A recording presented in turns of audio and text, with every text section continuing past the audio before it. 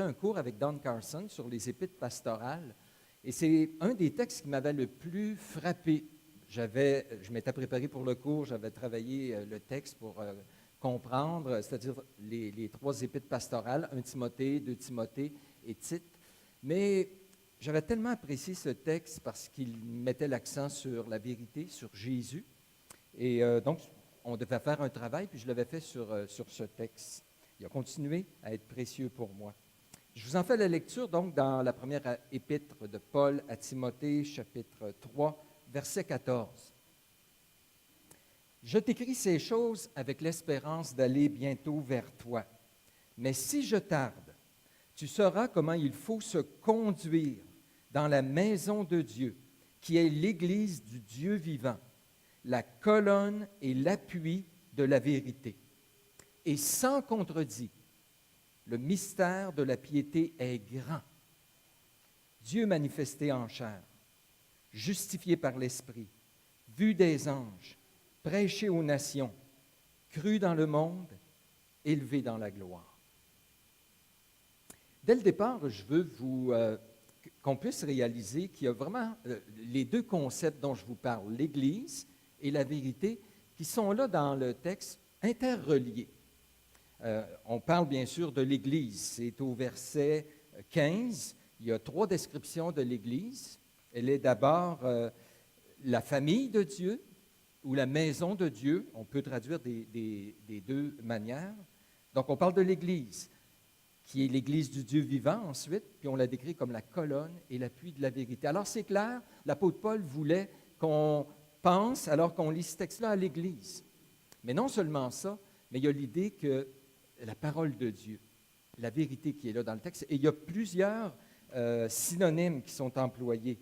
D'abord, au début du verset 14, quand il dit « Je t'écris ces choses », alors il parle de ses écrits, l'écriture sainte, c'est la parole de Dieu, c'est la vérité. Ensuite, il parle de l'Église comme la colonne et l'appui de la vérité. Alors, la parole de Dieu, la vérité. Ensuite, il va parler du mystère de la piété. Au verset 16, sans contredit, le mystère de la piété, c'est une expression peut-être qu'on connaît moins, qu'on utilise moins, mais l'idée d'un mystère dans la Bible, c'est quelque chose qui, autrefois, dans l'Ancienne Alliance, n'était pas révélé pleinement. Il pouvait avoir quelques indices, mais ce n'était pas clairement établi. Mais qui, avec la Nouvelle Alliance, avec la venue de Jésus, est très clair. C'est la révélation. Et donc, le mystère, c'est la révélation de la piété, la révélation qui est centrée sur Jésus. Parce que par la suite, le mystère de la piété est grand et on nous décrit la personne de Jésus. Donc, troisièmement, il y a l'idée du mystère de la piété qui implique aussi la révélation, la parole de Dieu, la vérité. Et chapitre 4, verset 1, parce qu'il y a suite. Mais l'Esprit dit expressément que dans les derniers temps, quelques-uns abandonneront la foi. Et le terme la foi décrit aussi la parole de Dieu, la vérité. Alors, les deux doivent aller de pair. Ça, c'est l'idée ici. La parole de Dieu, la vérité, et l'Église. L'Église, elle est la colonne, l'appui de la vérité, indissociable de la vérité. En fait, ce que j'aimerais que vous reteniez ce matin, s'il y a une chose que je veux que vous reteniez, si on vous pose la question de quoi on a parlé ce matin dans le message, c'est l'Église doit s'attacher à la vérité et la plus grande des vérités concerne Jésus. L'Église, vous et moi, on doit s'attacher à la vérité. Et la plus grande des vérités qu'on ne peut vraiment pas mettre de côté, c'est Jésus, sa personne et son œuvre. Alors, ce qu'on va faire, c'est qu'on va regarder 3 responsabilités de l'Église face à la vérité. Simplement, ce qui est là dans le texte, 3 responsabilités. La première, l'Église est l'incarnation de la vérité. Je prends ça au verset 14. Quand j'emploie le mot incarnation, ça veut dire qu'on a la vérité, on a la révélation. Et pour les gens en général, si on veut connaître la révélation, tu peux aller dans l'Écriture, tu vas connaître ce que Dieu veut, mais dans un certain sens, on pourrait regarder à l'Église, qui est l'incarnation, qui met en pratique cette vérité, qui manifeste cette vérité par sa vie, par son message aussi. Donc, c'est le mot que j'ai employé, l'Église est l'incarnation de la vérité. Elle doit pratiquer la vérité. Au verset 14, Paul pense bientôt venir rejoindre Timothée. Puis il lui dit, si je tarde, ben, je t'écris des choses. J'ai écrit, c'est l'Écriture, c'est l'Épître que je t'ai écrite. Mais dans quel but?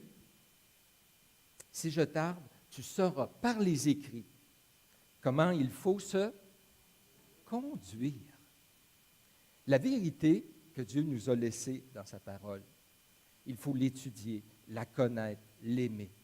Mais d'abord et avant tout, il faut la pratiquer. Ça doit affecter notre conduite.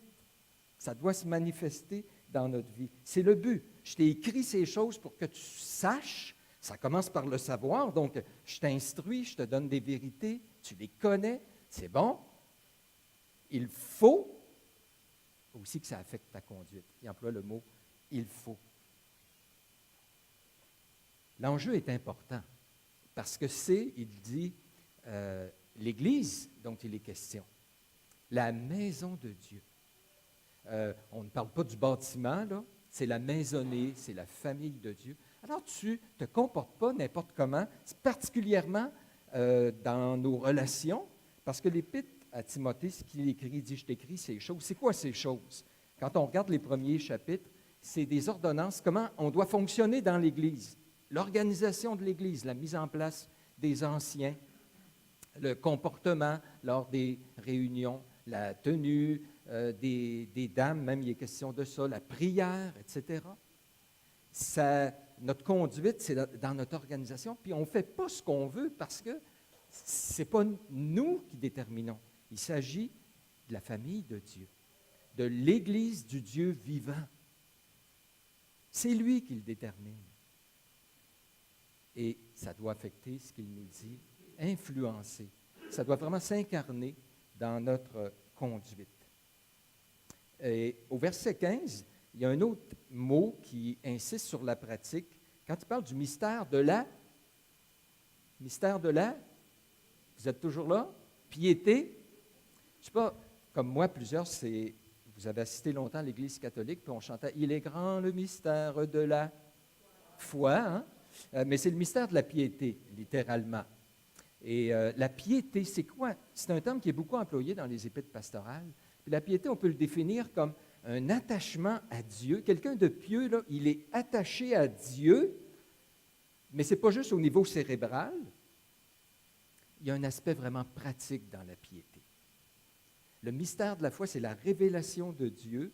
Le mystère de la piété, c'est-à-dire, c'est la révélation de Dieu qui nous amène à nous attacher à Jésus, puis ça paraît dans notre conduite, en d'autres mots.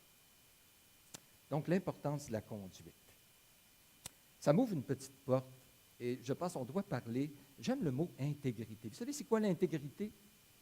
C'est d'être vrai avec tes valeurs, avec ce que tu crois.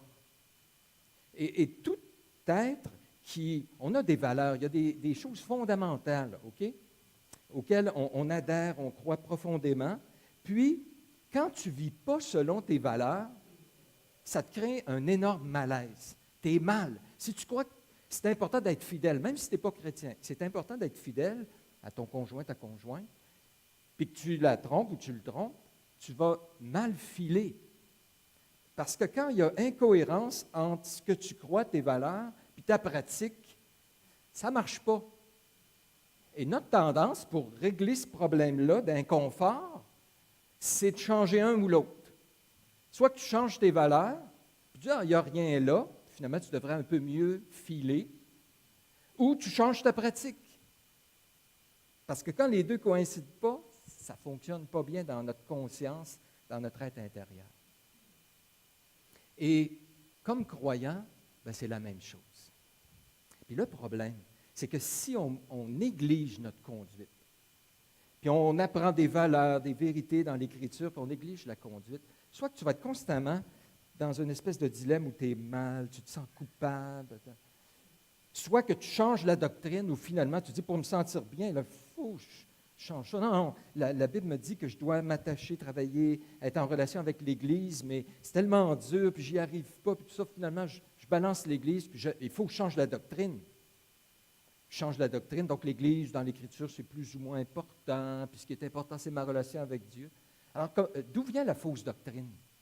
Elle ne vient pas juste des gens qui réfléchissent, qui disent, moi, Jésus, je ne crois pas qu'il y ait Dieu, puis c'est juste au niveau doctrinal. Souvent, ça part d'une mauvaise pratique, puis on veut ajuster l'Écriture. On l'ajuste à notre façon pour être en paix.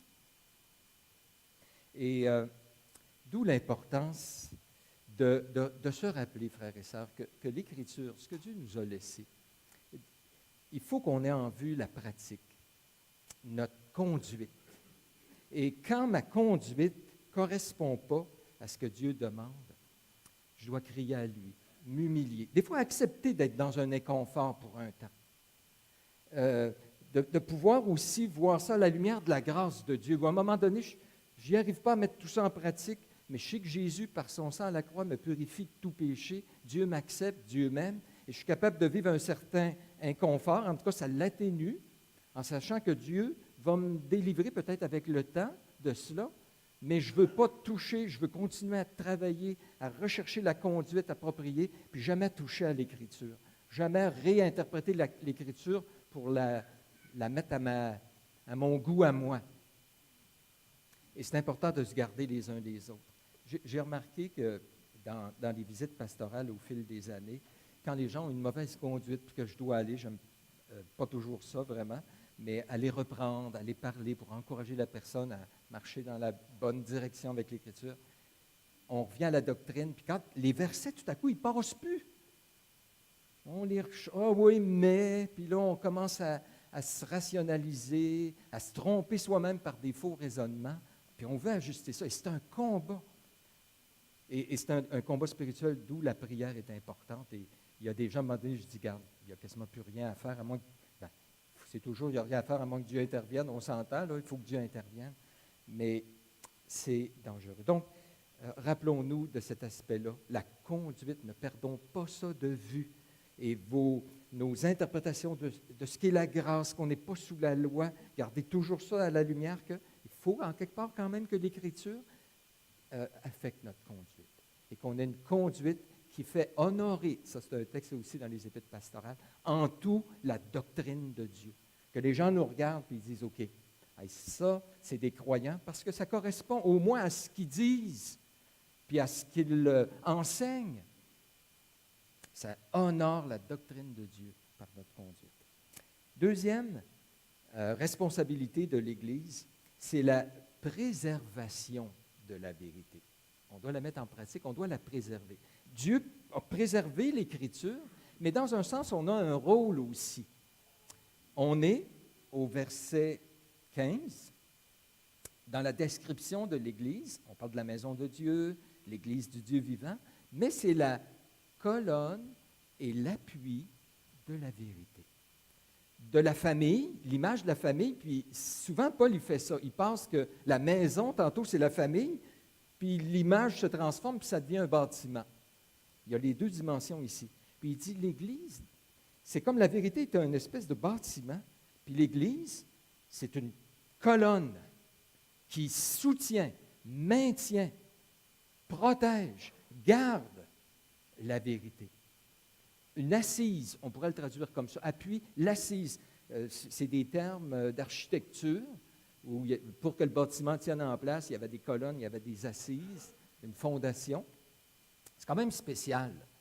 Ça donne beaucoup d'importance, de responsabilité à l'Église. Ça, on a l'impression que c'est à Dieu à préserver sa parole, la vérité, tout ça. Oui, absolument. Mais on doit arriver et laisser le texte nous dire ce qu'il veut dire, et arriver absolument à la conclusion que l'Église a un rôle vraiment important. L'Église a comme rôle de s'enquérir de la vérité, c'est-à-dire étudier la parole pour pouvoir bien comprendre c'est quoi le message, la révélation, la vérité de Dieu. Elle doit définir aussi la vérité, c'est-à-dire la préciser. Ce n'est pas à nous à la déterminer, ce n'est pas à nous à établir la vérité. Mais en l'étudiant, des fois par des credos, par des livres, par des énoncés, de définir précisément ce qui est. Et depuis que l'Église est l'Église, elle a été attaquée, la vérité a été attaquée de tous bords, de tous côtés. Et ça a été le rôle de l'Église par des conciles, par des résolutions, de résister aux attaques et déterminé de définir, de préciser ce qu'est la véritable doctrine de Dieu. C'est le rôle de l'Église, comme on l'a mentionné, de vivre la vérité, d'aimer la vérité. J'aime tellement le verset dans Thessaloniciens qui dit que nous, on a reçu l'amour de la vérité. L'amour de la vérité pour être sauvé. C'est le rôle de l'Église de propager la vérité, de confirmer. Paul parle de la défense et de la confirmation dans Philippiens 1,7, la défense et la confirmation de l'Évangile. Confirmer, c'est attester. C'est de pouvoir expliquer. Toute Écriture est inspirée de Dieu et utile pour enseigner, pour convaincre. On doit avoir des arguments pour dire c'est la vérité, puis voici pourquoi, le défendre avec l'Écriture, le prouver aussi par la conduite, comment, en regardant autour, tout atteste ce que l'Écriture enseigne. Et on doit la défendre. Et en fait, ici, dans le contexte, il y avait plein de faux docteurs qui amenaient des fables, des règles judaïques qui reniaient Jésus.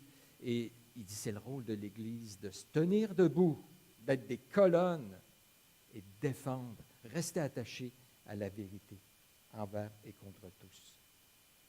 Et soyons honnêtes, c'est un défi aujourd'hui, pas vrai? Vérité. C'est Pilate qui a dit, qu'est-ce que la vérité? Bien, la société, c'est ce que la vérité. Chacun a sa vérité. Il n'y a plus d'absolu, hein? Tout est relatif. C'est ça aujourd'hui. Puis nous, on arrive et on dit, non, il y a une vérité. On n'est vraiment pas sur la même longueur d'onde que les gens autour de nous. C'est un défi de tenir ferme, puis de défendre, puis de dire simplement dire qu'il y a une vérité. Aujourd'hui, d'avoir une idée arrêtée, des convictions, d'être ferme, d'avoir des croyances, c'est mal vu. Pas vrai? Il faut être souple, ouvert, avoir l'esprit ouvert, pas être trop tranchant, pas être trop catégorique. Ça, c'est mal vu. Sois open, là. Alors, ça, c'est ta vérité. Moi, j'ai la mienne. Tout est beau, tout est correct. Alléluia, la vie est belle. C'est vrai. C'est à la mode aujourd'hui d'être un chercheur de vérité, mais de grâce, trouve-la pas. C'est vrai? Tu cherches la vérité. Hey, ouais, je parlais à quelqu'un cette semaine, puis je voulais ouvrir pour parler de l'Évangile. Je dis, es-tu un croyant? Et là, il me dit, oh, oui, je crois, mais je crois à ma façon. Puis il dit, moi, j'aime bien la religion bouddhiste. Puis là, il me partageait ces choses. Et puis, il me dit, mais ce que j'aime pas, moi, avec les religions, c'est que quand on veut faire la propagation des valeurs, des vérités, des religions, ça, j'aime pas ça. Je trouvais ça vraiment spécial. Ça veut dire que nous, là, la société, on va être cool si on se la ferme. Aujourd'hui, là, de vouloir partager tes valeurs, influencer un autre, même nos enfants, c'est mal vu. Il ne faut pas influencer. C'est tout des lavages de cerveau. À l'instant où tu parles de l'Évangile, c'est un lavage de cerveau, mais tu peux parler de l'évolution, tu peux parler de l'avortement, tu peux répandre que tu peux changer de sexe comme tu veux aujourd'hui, mais ça, c'est acceptable. Ça, ce n'est pas du lavage de cerveau.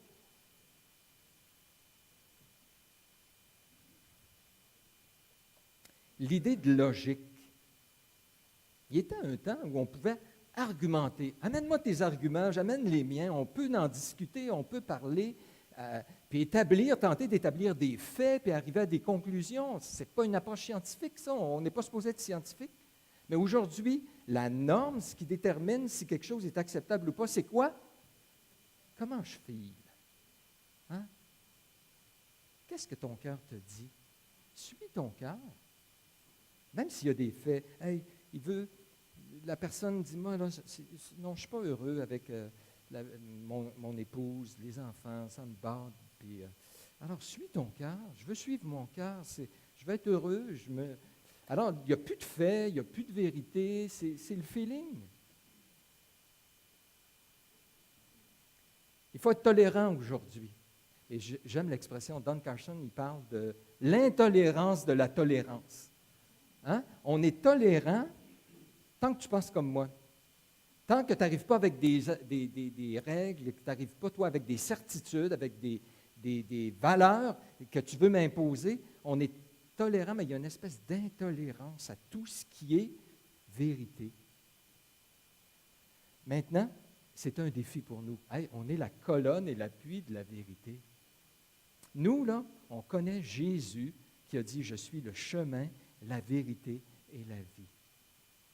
On est venu à l'évangile de vérité. Il a mis dans nos cœurs l'amour de la vérité pour qu'on soit sauvés.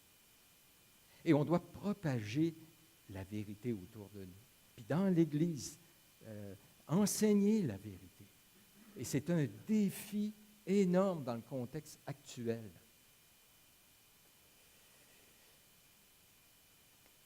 Mais on ne devrait pas se surprendre. 2 Timothée 4, je vous lis, verset 3. « Il viendra un temps où les hommes ne supporteront pas la saine doctrine, mais ayant la démangeaison d'entendre des choses agréables, ils se donneront une foule de docteurs selon leur propre désir.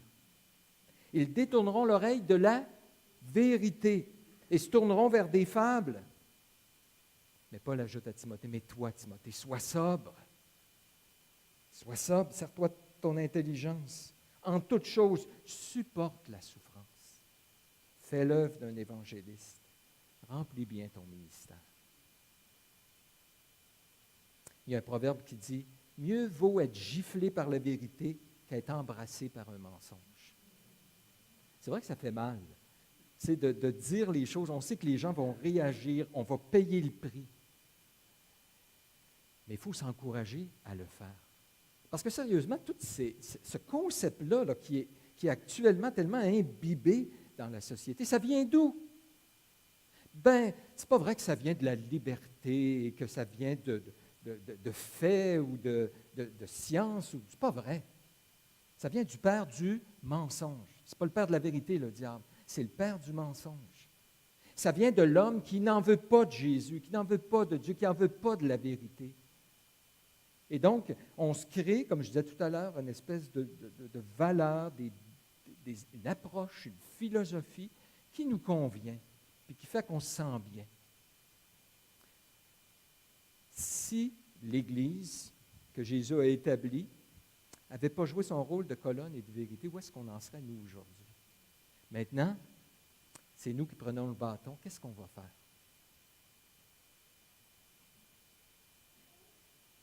Troisième responsabilité.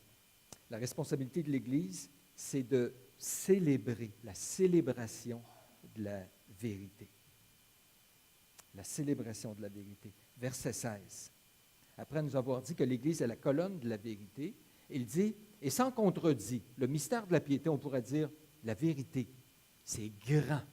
Le message central de la vérité, c'est quelque chose de grand.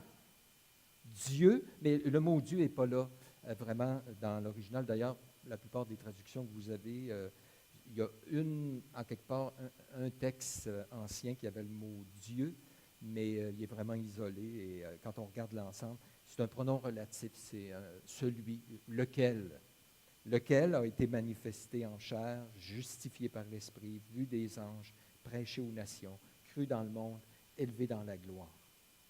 Je crois que ce texte-là nous parle de célébrer la vérité. En d'autres mots, le rôle de l'Église, c'est pas juste d'être la colonne et l'appui de la vérité, de pratiquer la vérité, non, mais de célébrer la vérité des vérités qui est Jésus.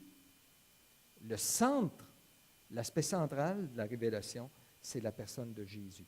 Je vais revenir sur la question d'adoration, de célébration. Juste avant, je veux quand même parler un petit peu du verset 16. On croit que c'est une citation ici, ce beau texte. Pourquoi? Parce qu'il y a vraiment un changement de style littéraire. Tu regardes précédemment dans l'épître de Paul à Timothée, ce qui suit, Paul a un style, il emploie certains mots. Ici, c'est carrément différent. Et c'est poétique. On pense que, donc, ce serait une citation, soit d'un hymne, certains pensent un credo, mais je crois davantage qu'il s'agit d'un hymne, c'est-à-dire un chant de l'Église primitive. Pourquoi? Parce que si c'est un credo, c'est comme une espèce d'énoncé de grande doctrine que l'Église croit. Bien, si c'est le cas, il manque beaucoup belle doctrine très importante qu'on devrait dire au niveau de Jésus. Ça ne parle pas de sa mort expiatoire, ce texte-là. Ça ne parle pas de sa résurrection. Ça ne parle pas de son retour glorieux. Alors, ce serait loin d'être complet, là. Mais si c'est un hymne, puis en plus, c'est quelque chose qu'on a, c'est une citation donc qu'on a tirée, on n'a pas tout le texte original, peut-être qu'il était plus grand que cela. Je crois que ça fait plus de sens. C'est poétique, c'est une structure aussi, c'est très structuré. Il y a 6 points qui sont vraiment des parallélismes, un après l'autre, ça se ressemble beaucoup. Je ne veux pas passer trop de temps sur les détails de ce texte-là, mais les théologiens essaient de comprendre la meilleure structure. Est-ce que c'est 2 par 2, les différentes strophes qui sont là? Est-ce que certains disent qu'il y a les 3 premières suivies des 3 suivantes, et donc 2 groupes vraiment séparés? Je n'entrerai pas là-dedans, je trouve ça quand même intéressant, mais je vais aller sur ce qui est très clair dans le texte, d'abord et avant tout. Ce que je veux vous faire remarquer, vous remarquez que les verbes sont au passif. Alors, ça ne décrit pas des titres de Jésus. Ça parle de Jésus. On s'entend? Celui qui a été manifesté en chair, prenez juste le premier, puis le dernier qui a été élevé dans la gloire. Donc, c'est Jésus, c'est clair. Mais ce qui est intéressant, c'est que ça ne décrit pas des titres de Jésus. Ça ne décrit pas même des œuvres de Jésus. Alors, comme je disais, ça ne parle pas de ses miracles, ça ne parle pas de ses enseignements, ça ne parle pas non plus de sa résurrection, sa mort, ça ne parle pas de... Mais c'est des choses, c'est comme des personnes ou des choses extérieures qui interviennent puis qui donnent une accréditation à qui est Jésus. Je pense que c'est beaucoup plus une célébration. Puis d'ailleurs, ça commence par « il est grand ». Vous vous rappelez, parce que Paul, quand il a écrit ici, Timothée est à Éphèse. Dans l'Épître aux Éphésiens, à un moment donné, il y a des gens qui ont employé cette expression-là. Elle est grande, qui? Diane, la déesse des Éphésiens, vous vous rappelez? On pense peut-être même ici qu'il y a comme une réponse à ça, en disant, non, ce n'est pas elle qui est grande. C'est Jésus. Il est grand. La révélation que Dieu nous a donnée, avec l'aspect central qui est Jésus, là, c'est quelque chose de grand, de glorieux. Puis il y a plein d'attestations. Des anges, l'Esprit, le monde, cru dans le monde, les nations, qui toutes viennent. Jésus ne fait rien ici, c'est tous les gens ou des personnes ou des situations qui viennent mentionner comment Jésus est quelqu'un d'extraordinaire, de spécial. Il est grand. Puis il y a la petite expression « sans contredit ». Personne ne peut remettre ça en question. Les vrais croyants, là, ils adhèrent à ça sans réserve, sans contredit. Là, Jésus, le point central de l'Écriture, c'est quelque chose de grand, glorieux.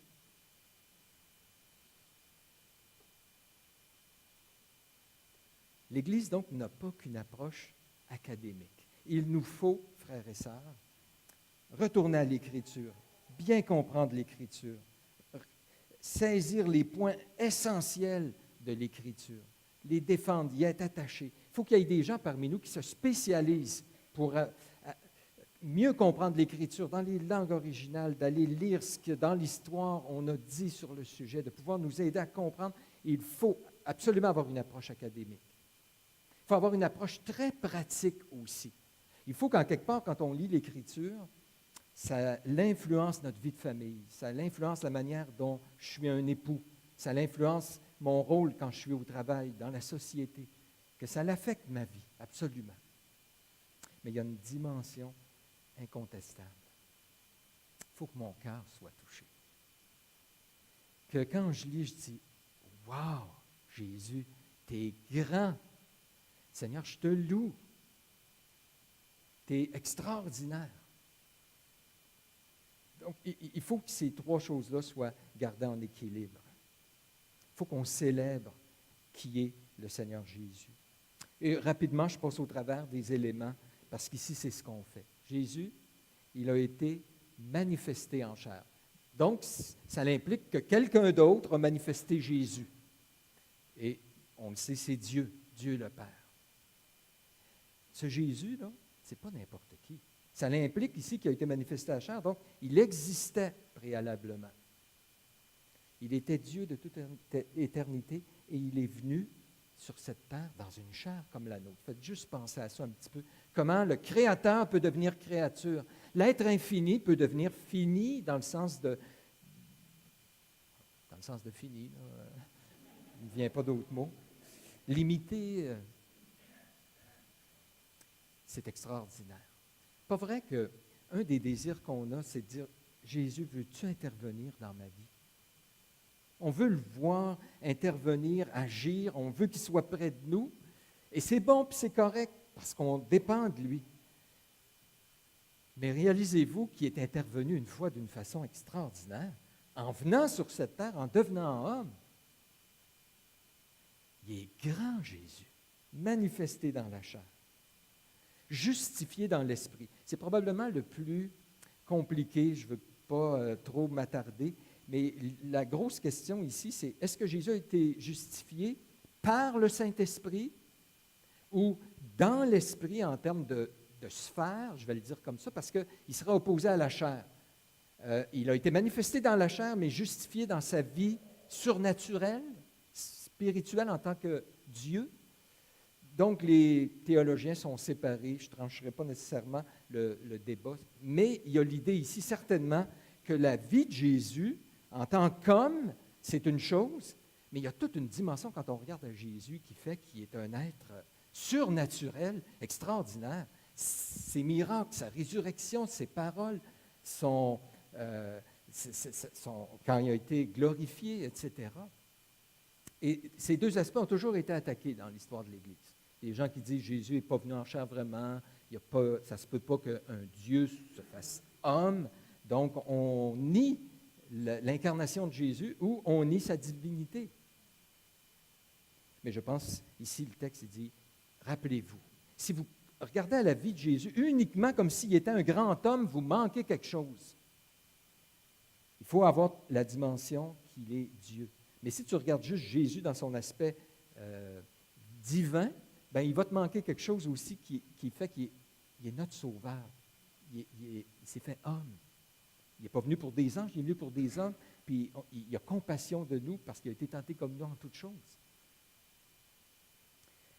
Il est grand Jésus. Il a été vu des anges, troisièmement.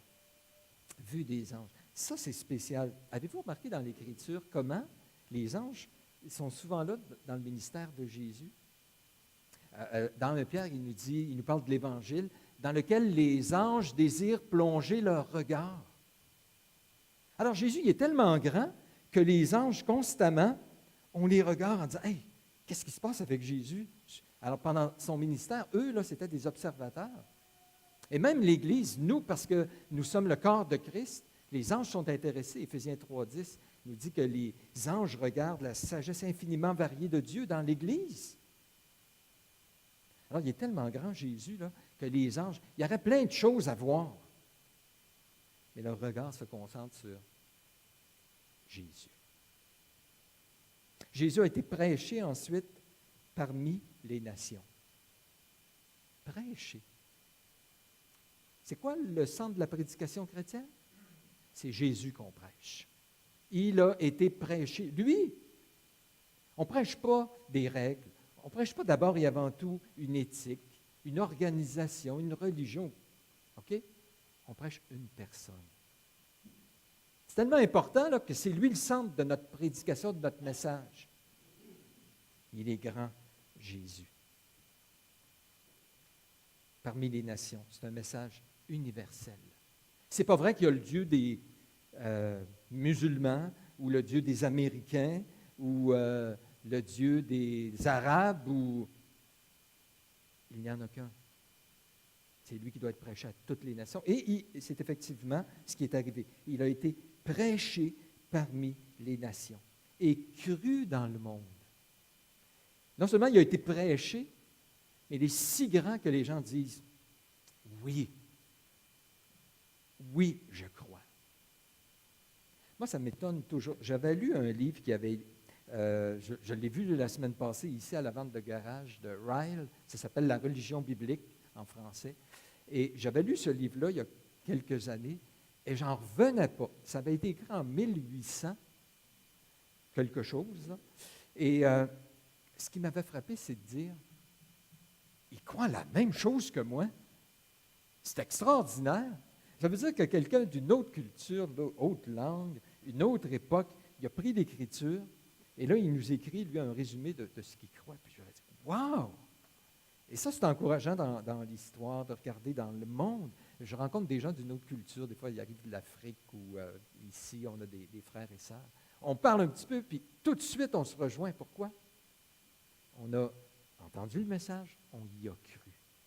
Il est grand, Jésus. Ce n'est pas une question de culture. Ah, ben nous, on est plus une culture américaine, alors Jésus fit avec notre culture. Non! Peu importe. C'est un message prêché de façon universelle et reçu de façon universelle. Et finalement, il a été élevé dans la gloire. Ça nous parle de son élévation au-dessus de toute chose, tout pouvoir, tout honneur lui a été donné. Jésus, il est digne, il est grand, on l'adore. Laissez-moi insister un petit peu là-dessus. La célébration de la vérité. Quand vous lisez l'Écriture, peut-être après plusieurs années que vous êtes croyant, est-ce qu'il y a encore une flamme? Wow! Hey, Seigneur, c'est grand. Tu n'as même pas besoin de te dire, OK, là, je lis, ensuite, je prends 10 minutes pour louer Jésus, et c'est plus fort que toi. Quelle vérité! Mais hey, Jésus, c'est extraordinaire. La célébration. Si on perd ça, pensez pas là, qu'on va être capable de résister à la tentation dans ce monde, à tous les appels des sirènes, hein, à l'appel pour venir conquérir notre cœur constamment, simplement par dire, moi, là, je crois à la Bible, là, puis c'est rationnel, c'est académique, puis je suis capable de résister en argumentant, puis notre cœur est constamment sollicité par toutes sortes de choses autour de nous. Puis à moins que notre cœur soit conquis, amoureux de Jésus, notre premier amour, dans l'Apocalypse d'Épître, la lettre aux Éphésiens.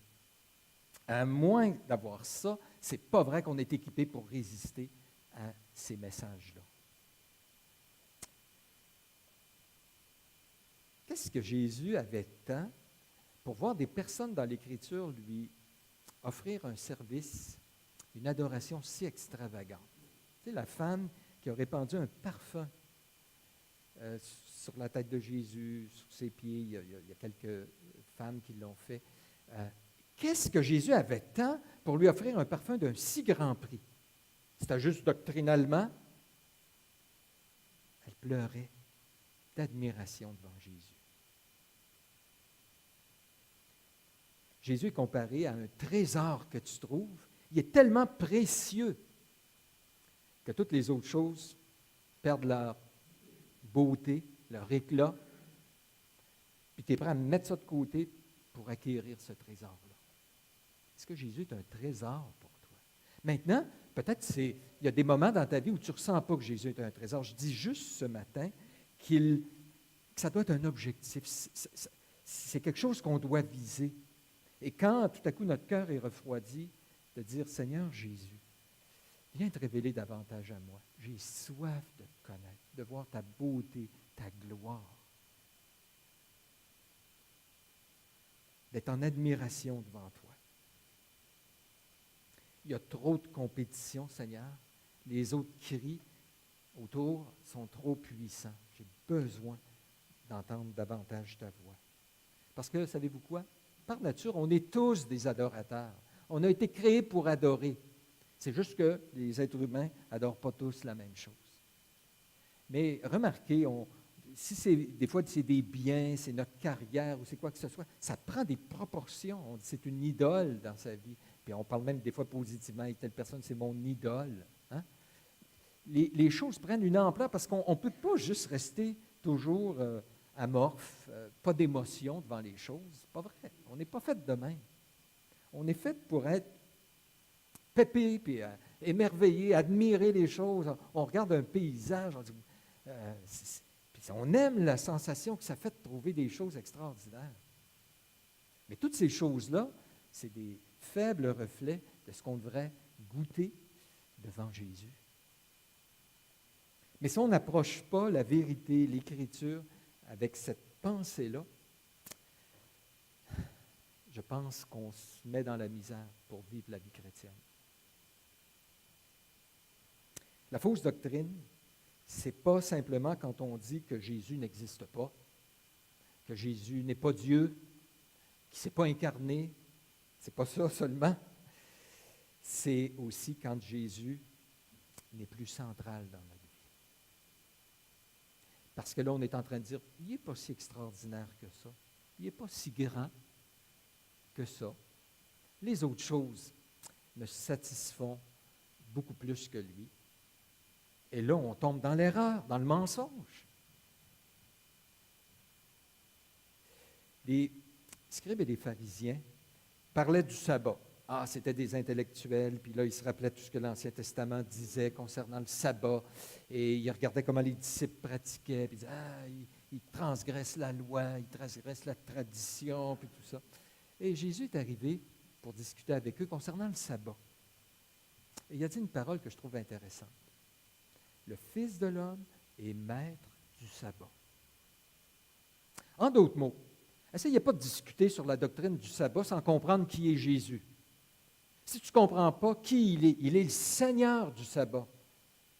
Le sabbat, là, c'est vers lui que ça se dirigeait. Le sabbat, c'est Jésus qui l'a établi, puis il peut déterminer ce qu'on doit en faire ou pas. Si tu n'as pas ça au centre, que tu ne vois pas la grandeur de Jésus, toutes tes discussions théologiques, là, ça ne vaut pas cher, en d'autres mots. Tu vas tomber dans la fausse doctrine, carrément, clairement. À l'instant où Jésus n'est plus le centre de notre prédication,